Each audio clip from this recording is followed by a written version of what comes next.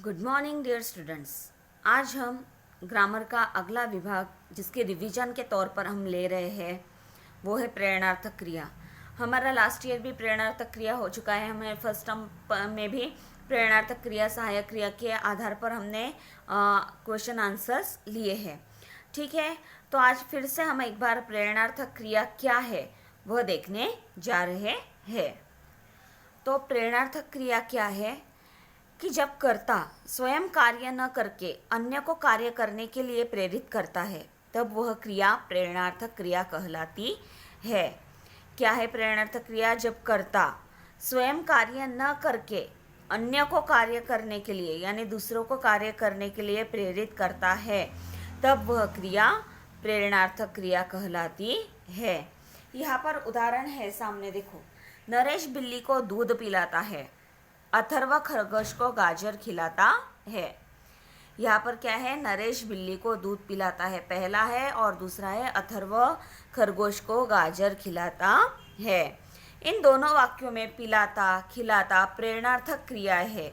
यहाँ पर देखेंगे तो ये पिलाता खिलाता ये दोनों क्या है? प्रेरणार्थक क्रियाएं है, क्योंकि यह कर्ता स्वयं कार्य नहीं कर रहा है बल्कि दूसरों को कार्य के लिए प्रेरित कर रहा है। स्वयं कार्य कर रहा है क्या? नहीं, तो दूसरों को प्रेरित वो कर रहा है। यहाँ पर दूसरा उदाहरण देखेंगे हम लोग।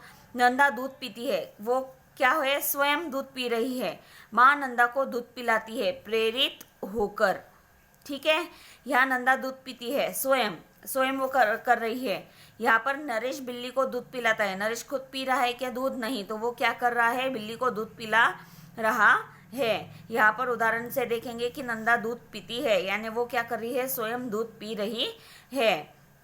माँ नंदा को दूध पिलाती है प्रेरित होकर। माँ नंदा को दूध पिलाती है। दोनों स्थितियों में नंदा दूध पी रही है, परंतु प्रथम वाक्य में वह स्वयं दूध पी रही है। दोनों में भी क्या है? ये जो नंदा है वो दूध पी रही है, लेकिन पहले वाक्य में वह स्वयं दूध पी रही है, खुद वह दूध पी रही है, जबकि दूसरे वाक्य में माँ के द्वारा प्रेरित किए जाने पर दूध पी रही है। पहले वाक्य में वो क्या कर रही है? नंदा दूध पीती है। इसमें वो क्या कर रही है? स्वयं दूध पी रही है। तो बल्कि जो दूसरा वाक्य है माँ नंदा को दूध पिलाती है, इसमें वो क्या हो रही है? माँ द्वारा प्रेरित किए जाने पर वह दूध पी रही है। यहाँ पर प्रेरणा देने वाला प्रेरक कर्ता होता है और प्रेरणा प्राप्त करके कार्य करने वाला प्रेरित कर्ता होता है। तो प्रेरणार्थक क्रिया यानी क्या, वो आपको समझ में आ गया होगा कि जब कर्ता स्वयं कार्य न करके अन्य को कार्य करने के लिए प्रेरित करता है तब वह क्रिया प्रेरणार्थक क्रिया कहलाती है। समझ में आया कि कर्ता यहाँ पर स्वयं कार्य नहीं कर रहा है तो अन्य को कार्य करने के लिए प्रेरित करता है, तब वह क्रिया क्या होती है? प्रेरणार्थक क्रिया कहलाती है। प्रेरणार्थक क्रिया के भेद। प्रेरणार्थक क्रिया के दो भेद हैं, प्रथम प्रेरणार्थक क्रिया, द्वितीय प्रेरणार्थक क्रिया। प्रेरणार्थक क्रिया की कितने भेद है? प्रथम प्रेरणार्थक क्रिया, द्वितीय प्रेरणार्थक क्रिया। अभी प्रथम प्रेरणार्थक क्रिया क्या होती है कि जब कर्ता स्वयं कार्य करने की प्रेरणा देता है तब वह क्रिया प्रथम प्रेरणार्थक क्रिया कहलाती है। किसे कहेंगे हम प्रथम प्रेरणार्थक क्रिया? कि जब कर्ता स्वयं कार्य करने की प्रेरणा देता है, खुद कार्य करने की प्रेरणा देता है, तब वह क्रिया प्रथम प्रेरणार्थक क्रिया कहलाती है। जैसे विनोद मनोज को पाठ पढ़ाता है। उदाहरण क्या है? विनोद मनोज को पाठ पढ़ाता है। जब कर्ता स्वयं कार्य करने की प्रेरणा देता है तब वह प्रथम प्रेरणार्थक।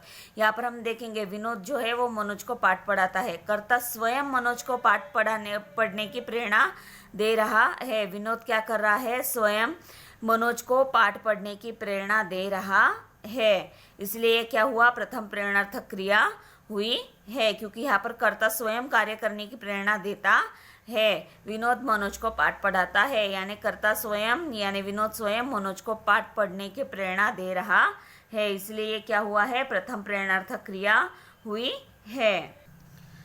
अभी द्वितीय प्रेरणार्थक क्रिया। जब कर्ता कार्य में स्वयं सम्मिलित न होकर किसी अन्य को कार्य करने के लिए प्रेरित करता है, यानी जब कर्ता, हमने प्रथम प्रेरणार्थक में देखा कि कर्ता स्वयं कार्य कर रहा है, लेकिन यहाँ पर क्या है? द्वितीय प्रेरणार्थक में जब कर्ता कार्य में स्वयं सम्मिलित न होकर यानी खुद शामिल न होकर किसी अन्य को कार्य करने के लिए प्रेरित करता है, तब वह क्रिया द्वितीय प्रेरणार्थक क्रिया कहलाती है। यानी कर्ता जो है वो खुद सम्मिलित न होकर वो क्या कर रहा है, अन्य को कार्य करने के लिए, दूसरों को कार्य करने के लिए प्रेरित करता है, तब वह क्रिया क्या कहलाती है, द्वितीय प्रेरणार्थक क्रिया कहलाती है। विनोद अशोक से मनोज को पाठ पढ़वाता है। पहले उदाहरण में हमने क्या देखा, विनोद मनोज को पाठ पढ़ाता है, यानी विनोद वहां पर खुद कार्य कर रहा था, वो प्रथम प्रेरणार्थक क्रिया हुई। लेकिन यहाँ पर क्या है, विनोद अशोक से मनोज को पाठ पढ़वाता है, यानी विनोद स्वयं प्रेरित न करके अशोक से कार्य करने के लिए प्रेरित कर रहा है। यानी विनोद खुद पाठ पढ़ा नहीं रहा है, तो अशोक को कार्य करने के लिए वो प्रेरित कर रहा है। विनोद क्या कर रहा है, अशोक से मनोज को पाठ पढ़वाता है। विनोद यहाँ पर खुद पढ़ा रहा है क्या, नहीं, वो क्या कर रहा है, अशोक से मनोज को पाठ पढ़वा रहा है। यानी स्वयं प्रेरित न करके अशोक को कार्य करने के लिए उसने क्या किया है, प्रेरित कर रहा है। इसलिए उसे क्या कहा जाएगा, द्वितीय प्रेरणार्थक क्रिया। जहाँ पर कर्ता स्वयं कार्य में सम्मिलित होकर प्रेरित होकर कार्य करता है, तो उसे क्या कहते हैं, प्रथम प्रेरणार्थक क्रिया। विनोद मनोज को पाठ पढ़ाता है। और द्वितीय प्रेरणार्थक क्रिया जब कर्ता कार्य में स्वयं सम्मिलित न होकर किसी अन्य को कार्य करने के लिए प्रेरित करता है, तब वह क्या कहलाती है, द्वितीय प्रेरणार्थक क्रिया कहलाती है। फॉर एग्जाम्पल, विनोद अशोक से मनोज को पाठ पढ़वाता है, यानी विनोद स्वयं प्रेरित न करके अशोक को कार्य करने के लिए प्रेरित कर रहा है। इसलिए ये क्या हुई, द्वितीय प्रेरणार्थक क्रिया हुई। तो यहाँ पर हम देखेंगे कि निम्नलिखित क्रियाओं के प्रथम तथा द्वितीय प्रेरणार्थक रूप लिखिए।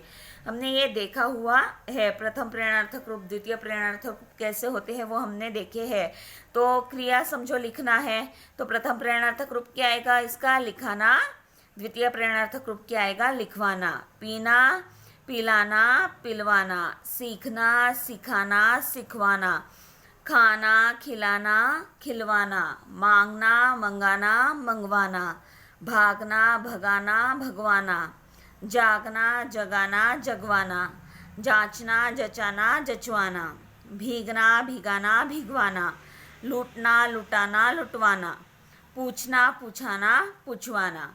ये हमने कुछ प्रेरणार्थक क्रियाओं के उदाहरण हमने देखे हैं। तो उम्मीद करती हूँ प्रथम प्रेरणार्थक क्रिया क्या होती है वो आपको प्रेरणार्थक क्रिया क्या होती है आपको समझ में आ गया होगा। प्रेरणार्थक क्रिया किसे कहते हैं, तो जिस क्रिया से यह मालूम होता है कि कर्ता दूसरे के लिए काम कर रहा है, उसे प्रेरणार्थक क्रिया कहते हैं।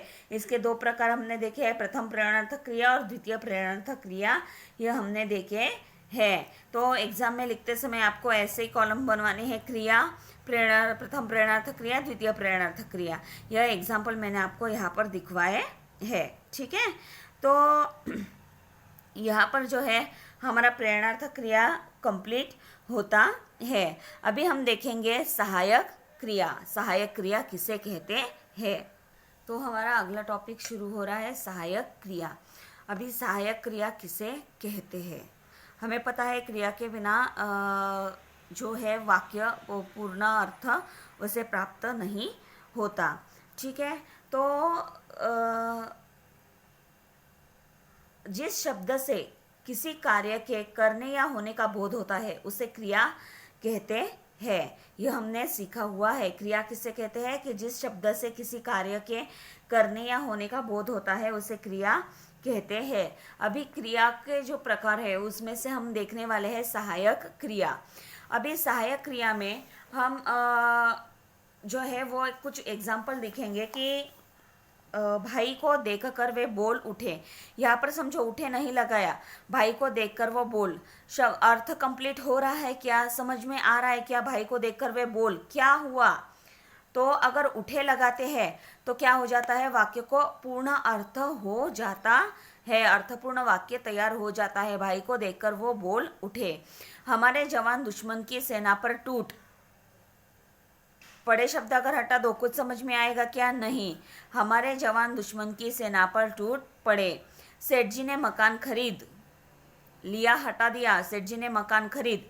कुछ समझेगा क्या आगे क्या है, वाक्य अर्थपूर्ण होगा क्या, नहीं, लेकिन लिया शब्द डाला तो वाक्य अर्थपूर्ण होता है कि सेठ जी ने मकान खरीद लिया। इन वाक्यों में बोल उठे, टूट पड़े तथा खरीद लिया ये जो है संयुक्त क्रियाएं है। इनका प्रयोग कुछ विशेष बल देने के लिए हुआ है। इन क्रियाओं में बोलना, टूटना और खरीदना मुख्य क्रियाएं है। यहाँ पर बोल है, उसका बोलना रूप से बोल यह शब्द आया है, बोलना इस मूल रूप से बोल यह शब्द आया है, टूटना इस मूल रूप से टूट यह शब्द आया है, खरीदना इस मूल रूप से खरीद शब्द आया है। ये जो क्या मुख्य क्रिया है। तथा उठे, उठना ये मूल शब्द से यह शब्द आया है, पढ़ना इस मूल शब्द से पढ़े यह शब्द आया है, लेना इस मूल शब्द से लिया यह शब्द आया है। यानी इस उदाहरण में उठना, पढ़ना, लेना सहायक क्रियाएं है। ये क्या है, सहायक क्रियाएं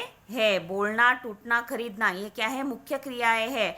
और उनकी सहायता करने के लिए उठना, पढ़ना, उठे, पढ़े, लिया इसका मूल रूप उठना, पढ़ना, लेना यह क्या है, सहायक क्रियाएं यहाँ पर है।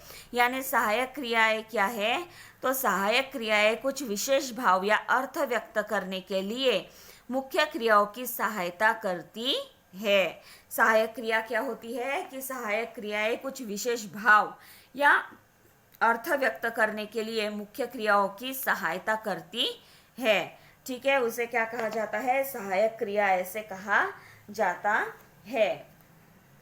अभी वे निम्नानुसार विशेष भाव को दर्शाती है। अभी हम कुछ एग्जाम्पल सहायक क्रिया के देखेंगे। सहायक क्रिया यानी क्या, समझ में आया, सहायक क्रियाएं कुछ विशेष भाव या अर्थ व्यक्त करने के लिए मुख्य क्रियाओं की सहायता करती है, उसे क्या कहा जाता है, सहायक क्रिया। पहला उदाहरण है हमारा, सेठ जी हिसाब देखने लगे। यहाँ लगना क्रिया का प्रयोग कार्य का आरंभ सूचित करता है। लगे, लगना इस शब्द से लगे यह शब्द आया है, इसलिए लगे इन ब्रैकेट लगना यह आना चाहिए। ठीक है, आंसर लिखते वक्त आपको ऐसे ही लिखना है। फॉर एग्जाम्पल मैं अभी आपको दिखा रही हूँ कि ये देखिए कि वाक्य में से प्रयुक्त सहायक क्रिया पहचान कर लिखिए। उसने भी अपना रवैया बदल दिया। दिया, देना इस मूल शब्द से दिया यह शब्द आया है, इसलिए दिया इन ब्रैकेट देना सहायक क्रिया ऐसे हमें लिखना है। मैं तुम्हें जान सका, सका, सकना इस शब्द से सका आया है, इसलिए सका इन ब्रैकेट सकना सहायक क्रिया ऐसे आपको एग्जाम में आंसर्स लिखने हैं। समझ में आया किस प्रकार लिखना है। उसने अपना रवैया बदल दिया, बदल की सहायता करने के लिए दिया शब्द आया है। दिया, दिया का मूल रूप देना है। दिया, देना इस शब्द से यह दिया आया है, इसलिए यह सहायक क्रिया दिया इन ब्रैकेट देना सहायक क्रिया। मैं तुम्हें जान सका, सका, सकना इस शब्द से मूल शब्द से सका यह शब्द आया है, सका, सकना सहायक क्रिया ऐसे आपको लिखना है। सरदार ने दुश्मन को छोड़ दिया। यह देना क्रिया का प्रयोग अनुमति सूचित करता है। देना इस मूल रूप से दिया यह शब्द आया है, इसलिए दिया देना। तुम्हें अभी बाजार जाना पड़ेगा। पढ़ना क्रिया आवश्यकता या मजबूरी दर्शाती है। पढ़े, पढ़ना। मैंने तुम्हें ठग लिया। लिया, लेना मूल रूप क्या आएगा, लेना। लिया, लेना सहायक क्रिया। पास वाली गली से एक बच्चा गुम हो गया। गया, जाना, जाना इस शब्द से गया यह शब्द आया है, मूल शब्द से गया यह शब्द आया है, इसलिए गया जाना सहायक क्रिया। हमें तंग भी करती रहती। रहती, रहना, रहना इस मूल शब्द से रहती आया है, सहायक क्रिया। इस प्रकार आपको लिखना है। बिल्ली खूब मज़े में खा रही है। रहती, रहना है, होना सहायक क्रिया। थानेदार ने अमरू की कलाई पकड़ ली। ली, लेना, लेना इस मूल शब्द से ली यह शब्द आया है। तुमने एक भी दिन छुट्टी न ली होगी। हो, होना सहायक क्रिया। उन्होंने मुझे सारा मामला समझा दिया। दिया, देना सहायक क्रिया। लोहे के ढोल बनवाए गए। गए, जाना सहायक क्रिया। जाना इस मूल शब्द से गए आया है, गए, जाना यह सहायक क्रिया है। उसकी खूब खातिर होने लगी। लगी, लगना सहायक क्रिया है। वह खूब खिलखिलाकर हंस रहा था। रहा, रहना था, होना सहायक क्रिया है। ठीक है, तो अभी आपको क्या करना है, आपके ग्रामर बुक में जो आपको स्वाध्याय दिया गया है क्रिया का, वह क्रिया का स्वाध्याय जो है आपको सॉल्व करना है। निम्नलिखित वाक्यों से सहायक क्रिया छांटकर लिखिए। चाबियों का गुच्छा नौकर के हाथों में रहने लगा। लगा का क्या आएगा, लगना। ठीक है, तो ऐसे आपको लिखना है। उसके बाद है कि कर्म के आधार पर क्रिया पहचान कर लिखिए। फिर निम्नलिखित सहायक क्रियाओं को वाक्य में प्रयोग कीजिए। अभी ये जो क्रियाएं है सहायक क्रियाएं, उनका हमें वाक्य में भी प्रयोग करना होता है। अभी सकना यह शब्द हमें दिया गया है, तो इसका वाक्य में प्रयोग क्या आएगा कि इतने अच्छे लेखक के होते हुए कौन जीत सकेगा। ठीक है, क्या शब्द दिया गया है, सकना। तो इतने अच्छे लेखक के होते हुए कौन जीत सकेगा। जाना, मैं तुरंत पहुंच जाऊंगा। होना, इधर आश्रम में क्या फेरफार हुए हैं। इस प्रकार आपको क्या करना है, इन शब्दों का सहायक क्रियाओं के रूप में इस्तेमाल करना है। आगे भी आपको ऐसे 5 वाक्य लिखिए जिनमें संयुक्त क्रियाओं का प्रयोग हो, ऐसे वाक्य लिखने हैं। क्रियाओं के प्रथम तथा द्वितीय प्रेरणार्थक रूप आपको लिखने हैं। करना, कराना, करवाना, नाचना, नचाना, नचवाना, सिलना, सिलाना, सिलवाना। ठीक है, इस प्रकार आपको लिखने हैं। निम्नलिखित वाक्यों से प्रेरणार्थक क्रिया पहचान कर उसका रूप लिखिए। ठीक है, प्रेरणार्थक क्रिया क्या है, मैंने आपको बताया। प्रथम प्रेरणार्थक क्रिया क्या होती है, द्वितीय प्रेरणार्थक क्रिया क्या होती है, तो उसका रूप पहचान कर आपको लिखना है। यहाँ पर पीयूष ने मोनू को दूध पिलाया, यानी कर्ता ने स्वयं प्रेरित होकर दूध यहाँ पर पिलाया है, इसलिए पिलाया डैश प्रथम प्रेरणार्थक क्रिया। उसने पता ठीक लिखवाया है, यानी दूसरों से लिखवाया है। लिखवाया डैश द्वितीय प्रेरणार्थक क्रिया, ऐसे आपको लिखना है। ठीक है, तो आज हमने रिवीजन के तौर पर आपकी प्रथम प्रेरणार्थक क्रिया और द्वितीय प्रेरणार्थक क्रिया और सहायक क्रिया ली है, जो हमने 8th स्टैंडर्ड में भी बहुत अच्छे से फर्स्ट टर्म सेकेंड टर्म में लिखी थी। फर्स्ट टर्म में भी हमने 9th स्टैंडर्ड के लिखी है। अभी जो आपको मैंने होमवर्क दिया है वो आप ग्रामर बुक में कंप्लीट कर लेना। ठीक है, तो उम्मीद करती हूँ आपको प्रेरणार्थक क्रिया और सहायक क्रिया समझ में आ गई होगी। तो आज के लिए हम यहीं पे रुकते हैं। धन्यवाद।